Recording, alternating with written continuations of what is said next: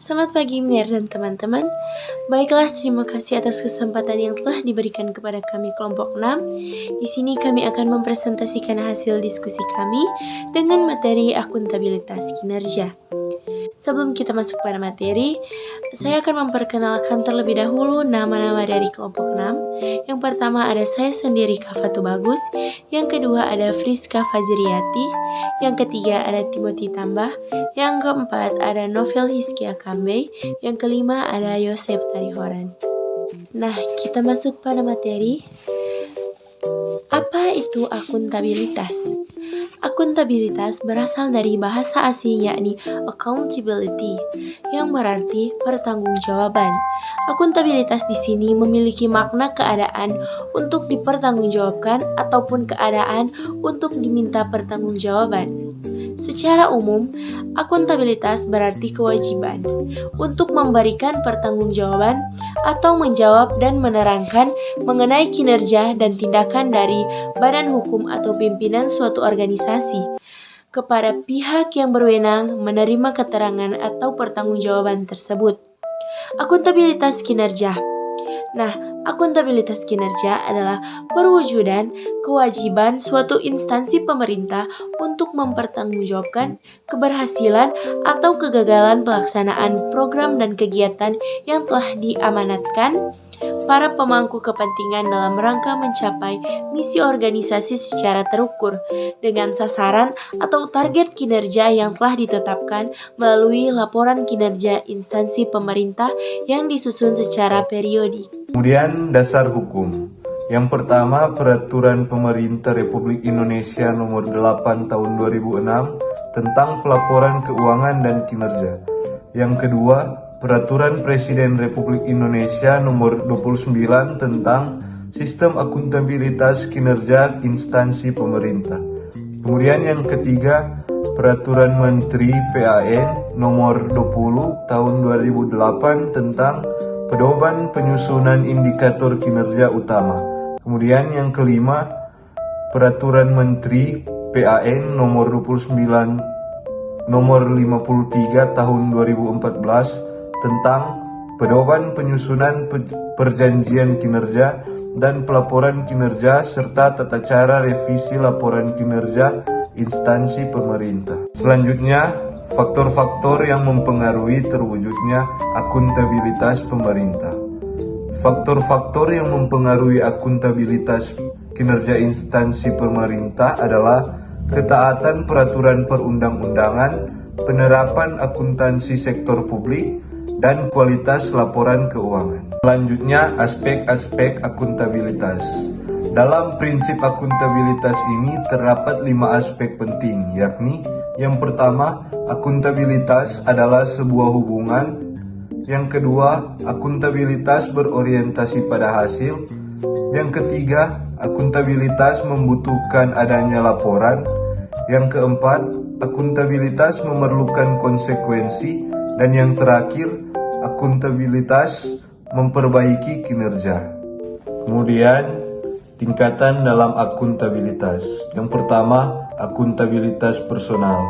Dalam tingkatan ini, yakni akuntabilitas personal, mengacu pada nilai-nilai yang ada pada diri seseorang, misalnya kejujuran, integritas, moral, hingga etika.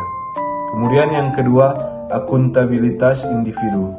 Dalam tingkatan akuntabilitas individu, mengacu pada hubungan antara individu dengan lingkungan kerjanya. Misalnya, hubungan antara PNS dengan instansi pemberi kewenangan. Yang ketiga ada akuntabilitas kelompok. Dalam tingkatan akuntabilitas kelompok ini, kinerja pada sebuah institusi biasanya dilaksanakan atas dasar kerjasama kelompok. Dalam hal ini tidak bisa disebut dengan istilah saya, tetapi yang ada adalah kami dalam proses melaksanakan kinerjanya. Yang keempat, akuntabilitas organisasi. Dalam tindakan akuntabilitas organisasi mengacu pada hasil laporan kinerja yang telah dicapai, baik laporan yang dilakukan oleh individu maupun kinerja organisasi kepada masyarakat umum lainnya. Yang kelima, akuntabilitas stakeholder. Dalam tingkatan akuntabilitas stakeholder ini adalah tanggung jawab organisasi pemerintah mewujudkan pelayanan dan kinerja yang adil, responsif, serta bermartabat. Selanjutnya, dimensi akuntabilitas. Terdiri dari 4. Yang pertama, akuntabilitas kejujuran dan hukum. Dimensi akuntabilitas ini berkaitan dengan kepatuhan terhadap hukum dan aturan yang telah diterapkan sebelumnya. Yang kedua, ada akuntabilitas proses. Dimensi akuntabilitas ini berkaitan dengan apakah prosedur yang digunakan dalam pelaksanaan tugas sudah cukup baik, termasuk dalam hal sistem informasi akuntansi, sistem informasi manajemen, hingga prosedur administrasi. Yang ketiga, akuntabilitas program. Dalam dimensi akuntabilitas ini, memberikan pertimbangan mengenai tujuan yang ditetapkan apakah dapat tercapai atau tidak. Dan yang terakhir, ada akuntabilitas kebijakan. Dimensi akuntabilitas ini berkaitan dengan pertanggungjawaban atas kebijakan yang diambil kepada masyarakat luas. Mekanisme akuntabilitas di Indonesia. Di negara Indonesia, alat akuntabilitas ada beberapa, yaitu yang pertama, perencanaan strategis yang berupa rencana pembangunan jangka panjang. Yang kedua, ada kontrak kinerja, contohnya pada semua pegawai negeri sipil. Yang ketiga, laporan kinerja yang berupa laporan akuntabilitas kinerja instansi pemerintah atau LAKIP.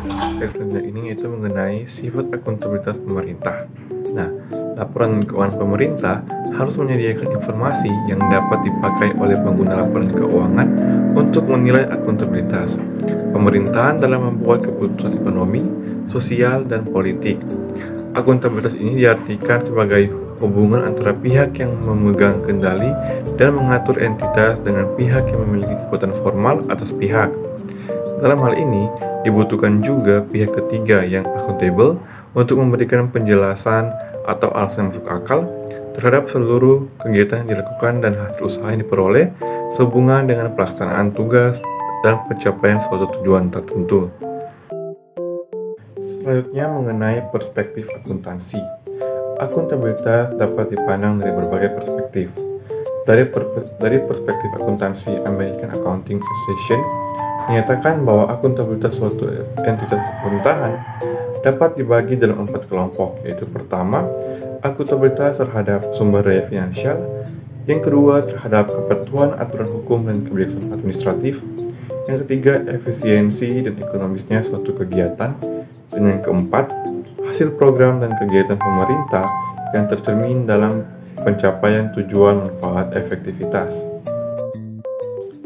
Dari perspektif fungsional, akuntabilitas ini dilihat sebagai suatu tingkatan dengan 5 tahap yang berbeda yang diawali dari tahap yang lebih banyak, membutuhkan ukuran-ukuran objektif, ke tahap yang membutuhkan lebih banyak ukuran-ukuran subjektif.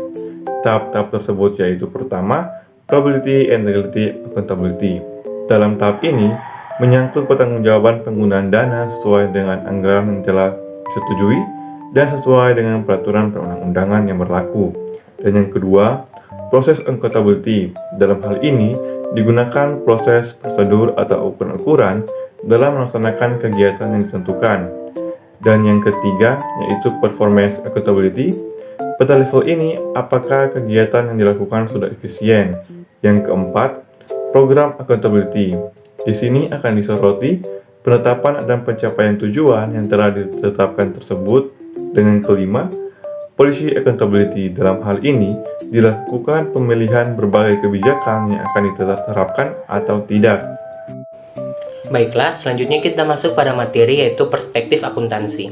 Nah, dari perspektif ini, dalam sistem akuntabilitas, terdapat beberapa karakteristik pokok sistem akuntabilitas, yaitu ada 5. Yang pertama yaitu berfokus pada hasil atau outcomes. Yang kedua yaitu menggunakan beberapa indikator yang telah dipilih untuk mengukur kinerja. Yang ketiga yaitu menghasilkan informasi yang berguna bagi pengambilan keputusan atas suatu program atau kebijakan.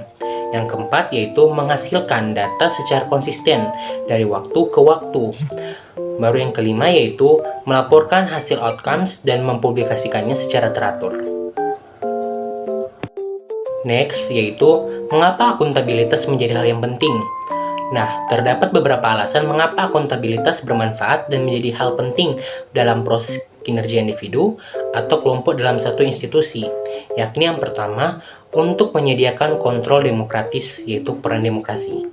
Yang kedua yaitu untuk mencegah korupsi dan penyalahan wewenang, yaitu peran konstitusional. Yang ketiga yaitu untuk peningkatan efisiensi dan efektivitas, yaitu peran belajar. Selanjutnya yaitu managing for result atau pengelolaan pencapaian. Nah, pelaporan pengukuran kinerja atau performance measurement berkaitan erat dengan suatu proses yang dinamakan dengan managing for result atau pengelolaan pencapaian. Nah, proses ini timbul terhadap tuntutan yang meningkat bahwa manajemen pemerintah perlu memakai pendekatan yang sama dengan manajemen di sektor swasta maupun organisasi nirlaba lainnya. Nah, proses ini merupakan pendekatan komprehensif untuk memfokuskan suatu organisasi terhadap mission atau misi, sasaran atau goals, dan tujuan atau objektif. Selanjutnya itu apa sih tahap-tahap dalam proses managing for result? Nah, di sini ada 7. Yang pertama yaitu perencanaan strategik atau strategic planning. Yang kedua yaitu perencanaan program atau program planning. Yang ketiga yaitu menetapkan prioritas atau setting priorities dan alokasi sumber daya yaitu allocating resource. Yang keempat yaitu perencanaan dan pengorganisasian kegiatan yaitu activities planning and organization. Yang kelima yaitu manajemen operasi atau operation management. Yang selanjutnya yaitu ada monitor kegiatan atau monitoring operation dan pengukuran pencapaian atau measuring result. Dan yang terakhir yaitu analisis pencapaian, pelaporan pencapaian, dan mendapatkan umpan balik atau feedback mengenai pencapaian tersebut, yaitu analysis of report and obtaining feedback on result.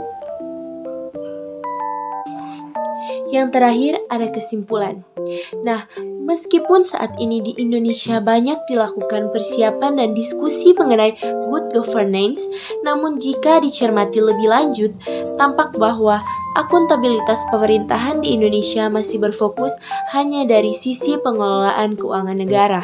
Sedangkan dalam kenyataan, sehari-hari keingintahuan masyarakat tentang akuntabilitas pemerintahan tidak dapat dipenuhi hanya oleh informasi keuangan saja. Sekian presentasi dari kelompok kami. Lebih dan kurangnya saya mohon maaf. Terima kasih dan selamat pagi.